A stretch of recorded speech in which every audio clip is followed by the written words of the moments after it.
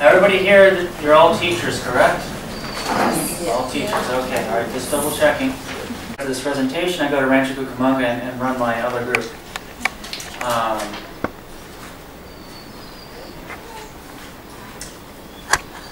I also have a blog that I update every single day,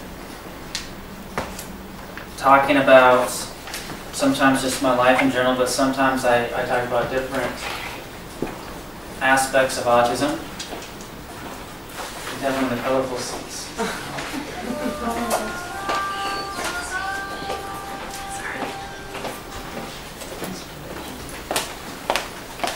And I also have a YouTube channel that I update every single day.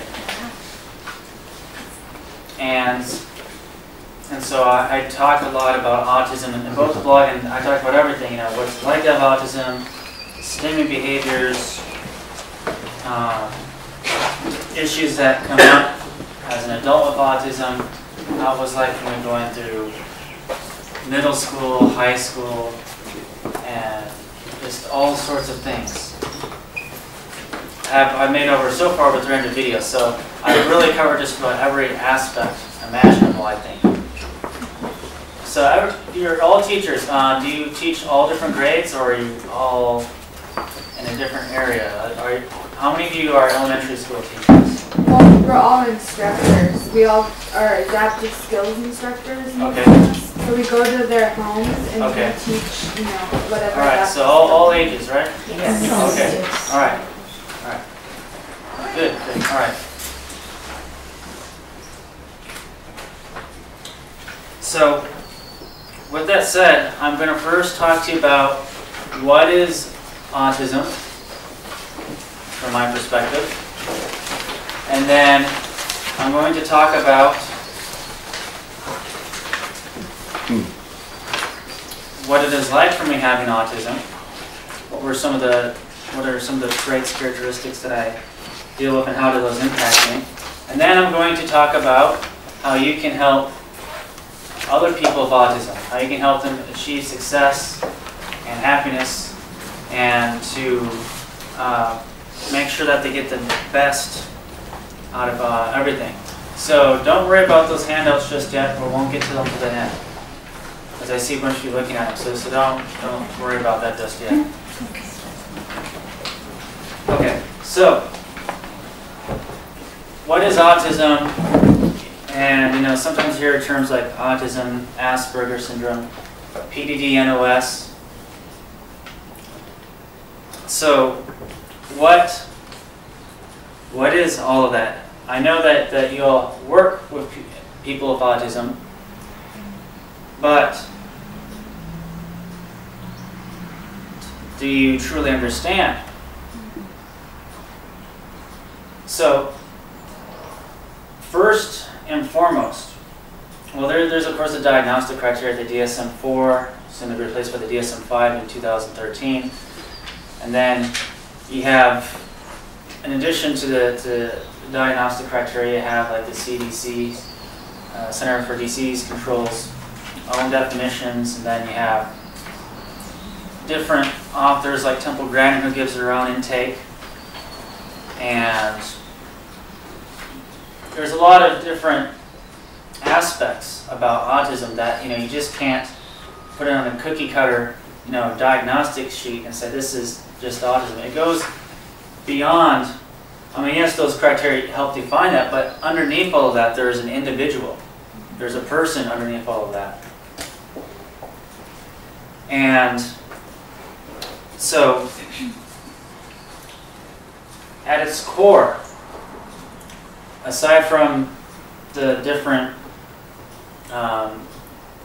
aspects, like the stimming aspects, or having very passionate interest, or having a hard time reacting to change, among many other criteria, first and foremost, it is a social impairment. Having autism, well, I'll use the words that my mom used. It's not a very nice term, though. But my mom, she described autism as social retardation. And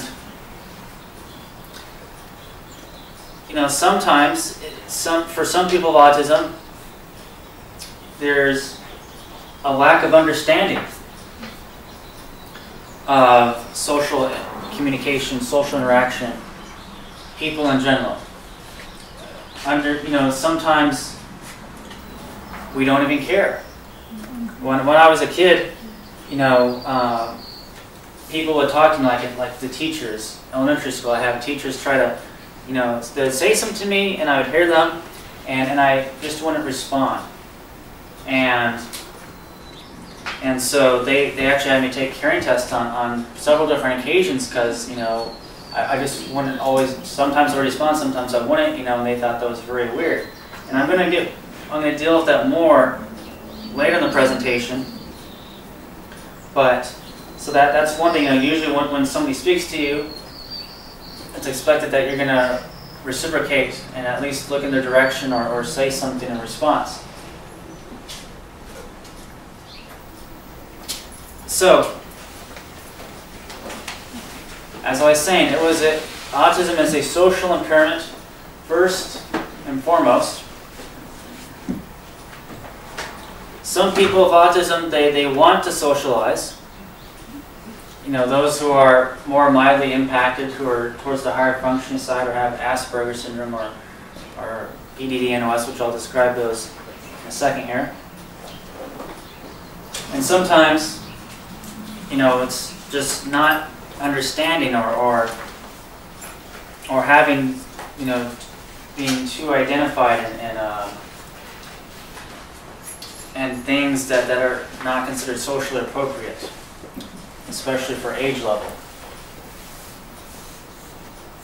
For example, some people who are on the autism spectrum, you know, they might be really into Thomas the Train when they're 16, 21, or older, and so they're wearing a Thomas the Train shirt, and yet they're trying to, you know, they're 21 years old and they're trying to get a girlfriend. You know, it doesn't always work out in their best interest. So that's what I mean by not always being, you know, too, not necessarily that they're a child, but sometimes we don't grow out of our passions, our obsessions, sometimes as they're put. So,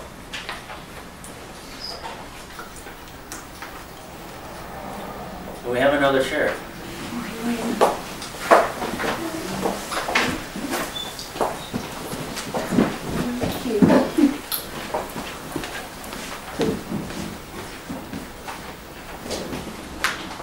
All right.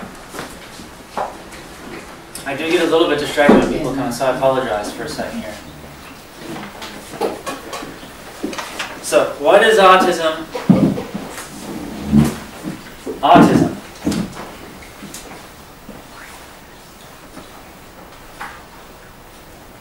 As I was saying, you know, it provides a lot of social difficulties. The social difficulties aren't always in a not understanding. Sometimes, you know, there's different communication issues. Sometimes some people with autism have a very hard time processing things right away when somebody's talking to them, and they respond a while longer. And some people think that the person's, you know, stupid because they can't process as quickly what's being said, and then they process it, you know, a while later. And it's not that they're stupid; it's just that they take longer to process before, you know, being able to respond. And this definitely poses, you know, challenges in social situations, because people tend to give up on people who aren't able to respond at their own pace. So that's one thing. A lot of people with autism, or actually autism, under the diagnostic criteria, there would be under DSM-4 criteria actually, there would be, there's a speech delay. Actually, Albert Einstein had a speech delay. So they actually think he had a lot of the characteristics of autism. You know, he didn't speak till age of 4. So, and he had many other behaviors and attitudes that fit autism. And then there could be, so communication is a very big aspect, which communication is very important to socializing, or not just socializing, but just, any sort of, when I say socialize, I'm not talking just pure socializing, but, interacting with like a parent, and having a parent being able to understand their child. So I'm talking about socializing at its very core. So,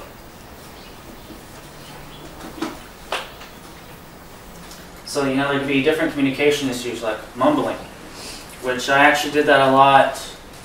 I recalled I'm doing that when I was much younger. I don't know when I stopped mumbling, but I know I definitely occurred in middle school. And I mumbled because either I didn't know how to say the word and I wanted to convey the word that I was trying to say, or I wanted to convey something and I thought that if I made these sounds, they would kind of understand what I'm saying, or I just didn't know what to say and I just mumbled because it looked like I was responding to them and to get them to stop bothering me. So I did mumble a lot. And so that was one thing that impacted me. And I also had a very monotone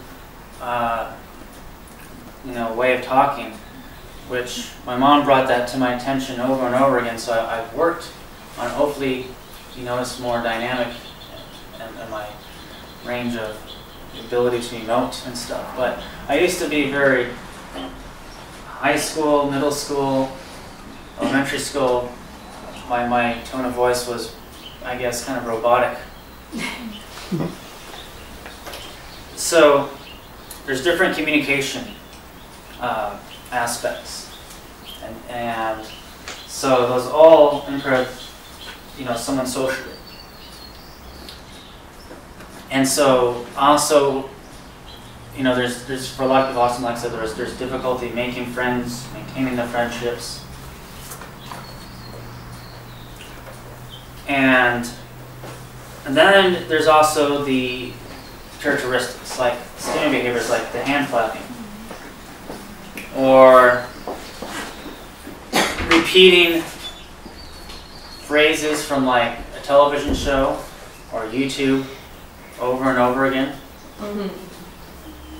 which I call a verbal stimming, but there's an actual different term for that, which I forgot what it was. But to me, it's still the same thing as stimming because you're repeating something the same way that if you're flapping your hands, and it is similar to a stimming behavior. So there's that.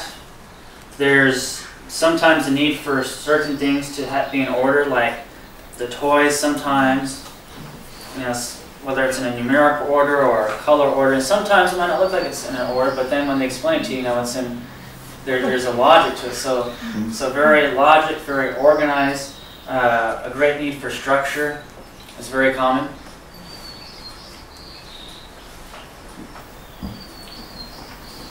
And so when there's not structure, say they're at school and the teacher, actually I had this experience. I was in a Montessori school for 2 years, and it was actually challenging, 4th and 5th grade. I like the structure that the first, second, and third grades provided, because I knew, because the teacher said, she usually, would write down on the chalkboard, what's coming next. So you knew what was going to happen, you knew what time it was going to happen, and so, it was predictable. With the Montessori school, you could choose to do math or English, at least the one that I went to. I don't know if they're all like that, but the one I was like that. And then you could choose from your math or English, you can then choose, different English assignments or different math assignments. And so it wasn't like, you do this math assignment, it was like, choose which one to do. But you had to get them all done, but it just didn't matter what order you got them done. So that, for me, was very, very challenging. So I really liked the structure. When things at home change, sometimes movement of the furniture, somebody getting a haircut, that can cause issues. Actually, for me, like if people got haircuts, especially if I didn't know them too well, I wouldn't recognize who they were. I'd be like, who are you? This person would go up and talk to me like, I don't know who you are. I never met you before. So maybe there's something about facial recognition, I don't know, or just how the whole everything looks, but I'm much better about that, usually.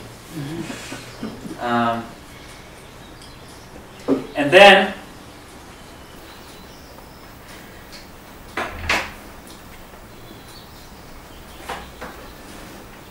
there's, say the parent, wants to get a haircut, that can cause troubles, so the movement, like moving furniture around, just any change, that can cause, tantrums or a meltdown or anxiety, and that can make things difficult. So, anxiety is another aspect. There's different things that can trigger anxiety. For example, like a change, like I was describing, change to the environment, a person, changing their appearance, then what's the norm. There's anxiety can be triggered by too many noises, or even certain noises. For me, the sound of markers is very excruciating. I hate the sound of markers. I especially hated it in school, and I didn't understand. I thought all the other kids were feeling the same pain that I was.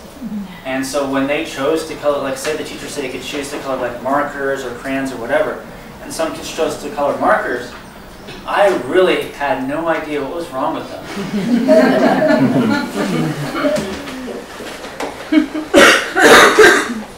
And so that's one example of a noise that's annoying.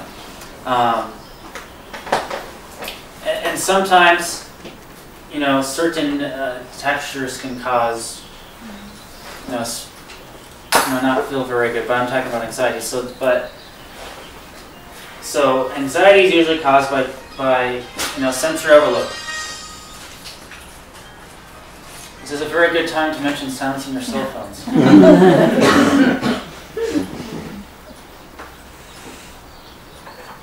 So different things can cause a sensory overload, which causes anxiety. Sometimes, in my case, I would maybe think back, in school, I might think back to an incident. Maybe like for some reason, like if my brother touched my toys, which caused me a lot of anxiety because they were my toys, not his. And thinking about, so sometimes just rethinking about a certain event can cause a lot of anxiety. So there's a lot of different reasons for why there can be anxiety, and anxiety can be very difficult. And there's also social anxiety a lot of times. I actually suffer from social anxiety still to this day, even though I'm right here talking in front of all of you. For example, and actually this goes beyond just social anxiety. On Thursday, so not even a week ago, 4 days ago, there was a guest at our house, and my stepmom was talking to this person downstairs in the kitchen. And before I knew that, I was like, oh, I'm going to go get something to eat. And I had my whole day planned out, and part of my day planned out was going and getting something to eat. So I had this list of things in my mind, and so it's going to be like a check mark, and then I'll do this, this, and this order. So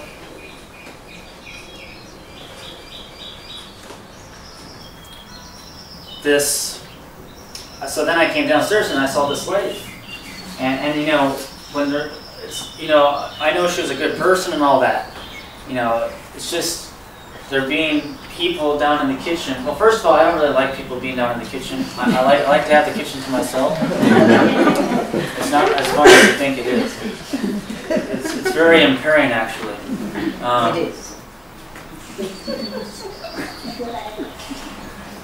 But, so I already have a hard enough time going down to the kitchen trying to get something to eat. And now there's this strange person I've never seen in my life before. And so,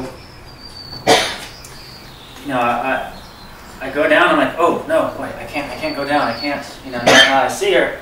So I go back up to my room, and I constantly, you know, I look out the window, see if her car's gone. I go back downstairs, you know, see if they maybe went to another room. I couldn't do anything else. I had my whole day planned out. I couldn't do anything else.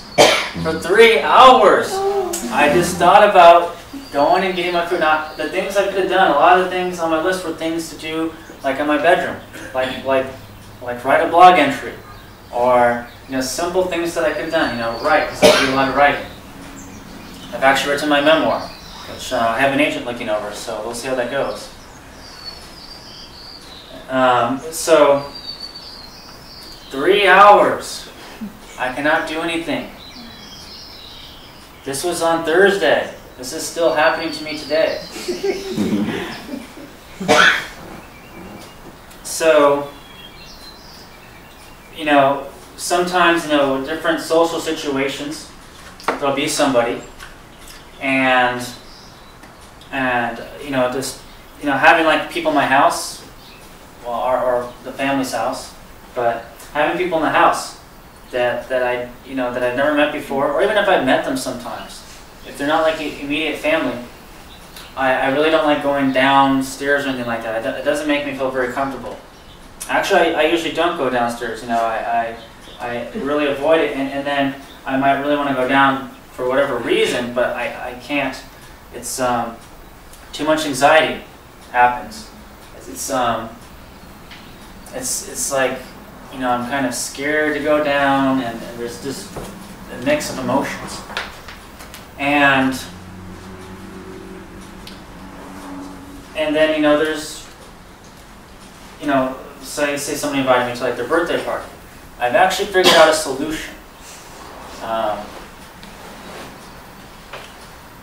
So like the same thing, if I'm at a birthday party now, I tend not to talk to the people. I won't be as anxious if I'm at a birthday party at somebody else's house, because I'm in a different location, but they're in like my space, you know, sort of thing. Then it becomes, that causes a lot of anxiety. But then, you know, so it's greatly reduced. But, you know, I typically won't go and talk to anybody, but I figured out a solution. And the solution is to go up to the, have the host, the person who invites me to the party, say, hey, all right, can you please introduce me to your friends? So that is, and it works. And that actually, and then I get to know everybody, and that actually makes things easy for me. But it took me a zillion years to come up with that solution. So actually I came up with that solution because if I have an event, whether it's my autism group or a birthday party, whatever, I always have everybody introduce themselves to each other. So, which we're not going to do here because you guys really aren't interacting with each other. But in events where people are interacting with each other, you know, I'll definitely make sure that everybody gets to know everybody. Because to me, like I was thinking right now, especially because my autism group, I'm thinking, you know, these people want to feel comfortable with each other because I want to feel comfortable, so I just do that, and then I just do it for everything, you know, whether people have autism or not, because it's just how I would want things done for me. So that's what I do. So social anxiety happens, you know, in different ways. There's this book I was reading, I Want to Be Like You by Travis Breeding. He has Asperger's syndrome. If there was people by his locker, he could not go to his locker while at school. So he would just carry all of his books throughout the school day, just so he wouldn't have to go and see the people. And that social anxiety is you know, the same thing that I'm experiencing. So it impacts us. It prevents us from actually doing certain things. So those are some of the characteristics of autism. So what is the difference between Asperger's and PDD and OS? So with PDD and OS, there's even less. It's like the PDD and OS is pervasive developmental disorder not otherwise specified. Actually, they're all PDD, just they drop that. You know, it's actually PDD autism, PDD Asperger's syndrome.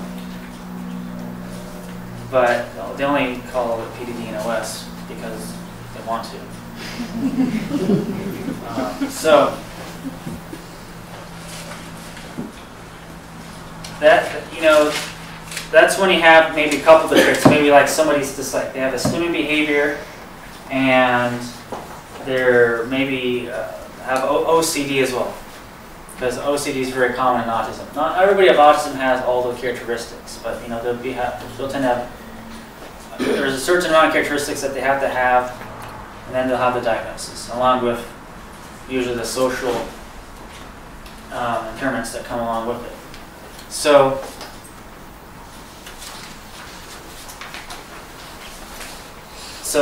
with PDD and OS, you know, it's like when you have a few, just a handful of the traits. With Asperger's syndrome, you have a lot more of the traits. However, though, one fundamental difference between Asperger's syndrome and autism under the current DSM-4 criteria is that there's a speech delay with autism. However, though, even say someone with Asperger's can actually have an Asperger's diagnosis, not have a speech delay, and still actually be very impaired, which is a very interesting thing. So they're actually revising the criteria with the DSM-5. And while most people with Asperger's syndrome tend to be, you know, more mildly impacted, more high functioning, you know, were they able to go to school, to college, you know, get a job. Some of them, you know, get relationships and get married. Some don't actually. You know, some can't go to college, or you know, it's too much sensory overload. And so, but you know, there's a wide spectrum. Now you have nonverbal people with autism, but the nonverbal person might be super intelligent or have this great creative capacity of some nature, or they might be very impaired, or somebody might, you know, be, you know, more outgoing than somebody else with autism, but then they might be very impaired in a different aspect. And you know, it's not, there's this level, this level, this level. It's not, there's not necessarily different levels. You know, some people try to describe it that way, but it's not exactly true. I mean, yes, there's definitely more people who can be, you know, more impacted or less impacted, but it is a wide spectrum, as it's been described as such. And so with the DSM-5, they would actually be getting rid of the Asperger's syndrome diagnosis and kind of modifying the criteria so that they have to have X amount of traits in certain areas. And so an Asperger's diagnosis would become an autism diagnosis. So it's all autism. Anyway, so it's a wide spectrum. It impacts people different ways. And so now I'm going to talk about how it impacts me, or has impacted me, and what some of these characteristics are that as they relate to me. So I'm going to give you some inner insight right now, and hopefully from that, if you work with somebody that has these same characteristics, you'll hopefully be able to relate better to them. So the first aspect I'm going to talk about is stimming. And I'm going to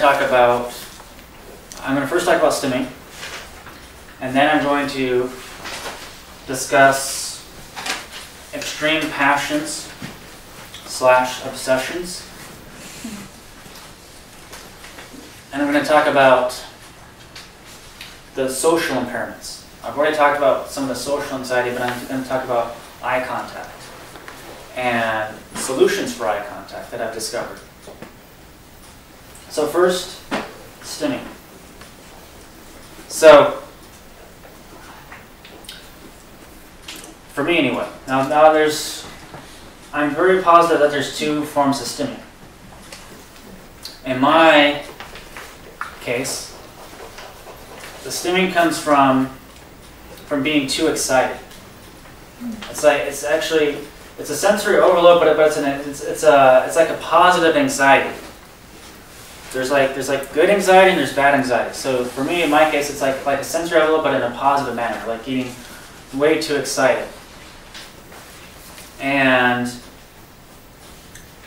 on Saturday, actually, I'm able to control it much better now. I actually still stim though. When I'm in my bedroom, I stim. Sometimes if I get very excited in public, I'll put my hands behind my back and no one can see me, and then I'll start stimming. You know, if I'm pretty sure that no one can see, you know, behind my back, you know. But I was actually at the movie theater, and I was with my young adult autism group. We went on a field trip to the movie this week, and so the group members still want to see Sucker Punch. So there's a lot of action sequences in Sucker Punch. So it's this one, and it's the same thing for me. I'm just describing somebody else because he experiences, you know, stimming the same way that I did, and I still experience stimming. I'm just more in control now. But so we were watching Sucker Punch, and whenever the you know, action sequences came in, he got very excited and would start stimming, you know, very intensely, flapping his hands very, very intensely. And so, you know, for me, it's the same thing.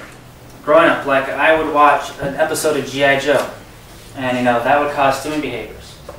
Or actually, I would then, you know, have my G.I. Joes in front of me, and I didn't really touch my toys. I didn't. According to my mom, she never really saw me play with them, but I was playing with them in my own way. And so what I would do is I have them in front of me, and then I'd replay the scenes, the scenes from the episodes that I really enjoyed. And so if there was a scene that I really enjoyed, you know, I would just, you know, I get the G.I. Joes from that scene, and I actually sometimes got aggravated if I didn't have a certain G.I. Joe that was in like a cartoon. That was annoying. Now that I think about it. So I would get the G.I. Joes from that scene, and then, you know, I just over and over again, like some people watch them with their YouTube clips. So we replay the same YouTube clip over and over again. Well, I didn't have YouTube back then, obviously, so I'd use my head. I didn't have the advantage of the great computer technology. So over and over again. Repeat. According to my mom, there would be days I spent 8 hours staring at my G.I. Joe toys. So that's according to my mom. And so I have no reason to not believe her. She's probably telling the truth. She said this wasn't just a one-time incident either. This happened a lot. So 8 hours. You know, just replaying the same exact scene because I loved it. That one, you know, scene, it was like so awesome. And so I would just, you know, and then I would stim, and you know, the stimming, it made it more exciting. It was, you know, it added to that excitement. So I'd just flap my hands and it'd be even more exciting. Actually, I'd usually have to have and also, I was a very tactile person, so I'd have to have an action figure in my hand too. And so I would actually be flapping my hands while also having a toy that I was kind of moving in my hands as well. Because it added something like a tactile, something. It added more, you know, so. And actually, I'm still the same. I'm still very tactile. When I'm stimming in my bedroom, I have to have something in my hands, like a glossy magazine or something, because I like the way that the paper feels, and just a tactile sensation adds something for me anyway to the stimming. So actually, there'd be times if I really needed to stim, and there wasn't.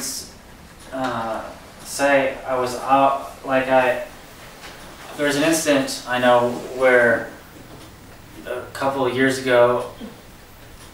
I went to, where did I go to? Well, anyway, I went to a different state, I think Minnesota, for some sort of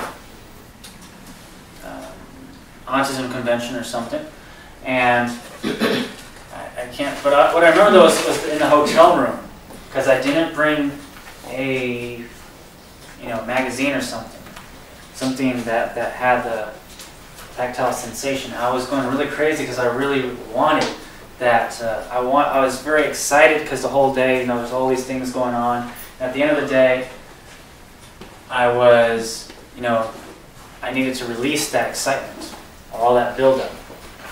And so I was trying to stim, but then actually for me, it's hard to stim unless I have that tactile sensation. But I don't think everybody with autism is like that. But for me, that tactile sensation is kind of another component for the stimming.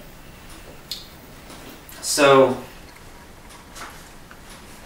and it was actually aggravating, like I said, just not having that. I was like, darn, I should have packed, some sort of glossy paper or something when I left. Just what everybody thinks about packed when they go on a trip.